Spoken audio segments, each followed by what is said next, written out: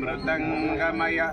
ఓం శాంతి శాంతి శాంతి. అన్నదాత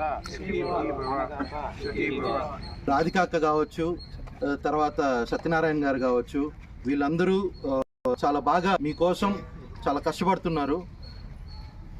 మొన్న రోడ్లో కనబడి అడగంగానే 100% అన్నా మా సపోర్ట్ ఎప్పుడు ఉంటుందని చెప్పి మా వంతుగా మేము ఎంతైతే చేయగలుగుతామో అది చేస్తామని చెప్పి మాట ఇవ్వడం జరిగింది.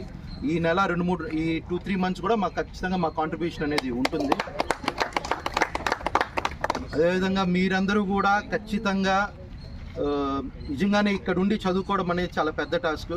మీరందరూ ఇంకా లైఫ్లో మనం ఎంత కష్టపడ్డాము, ఈరోజు కష్టపడితేనే రేపు పొద్దున ఒక మంచి పొజిషన్లోకి వెళ్ళాలంటే కష్టపడకుండా ఏది మనకు రాదు. అదృష్టం రావాలన్నా కష్టంతోనే వస్తుంది. సో దయచేసి అందరూ బాగా కష్టపడండి. మంచి పొజిషన్లోకి వెళ్ళాక మీ వంతుగా మీరు 10 మందికి సహాయం చేయడం చాలా ఇంపార్టెంట్.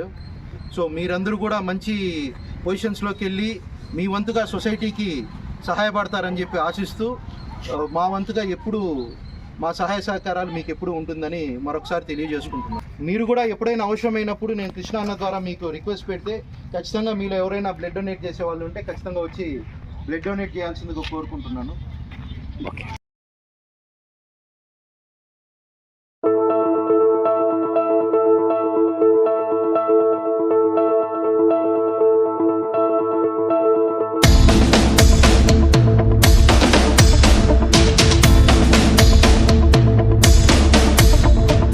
అవకాశాలు అందకపోయినా పకుని పయనం, అనుక్షణం నీలో జరగాలి ఓ మేధో మదనం.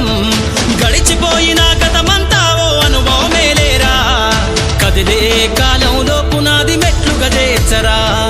జీవితం అంటేనే ఎగిసిపడే అలలే కదరా, జీవితం అంటేనే ఎగిసిపడే అలలే కదరా. ప్రతిరోజు జరిగే మలుపును పాఠంగా నేర్వరా. అవకాశాలు అందకపోయినా పకుని పయనం, అనుక్షణం నీలో జరగాలి ఓ మేధో మదనం. గడిచిపోయిన గతమంతా ఓ అనుభవమేలేరా, కదిలే కాలంలో పునాది మెట్లుగా చేర్చరా.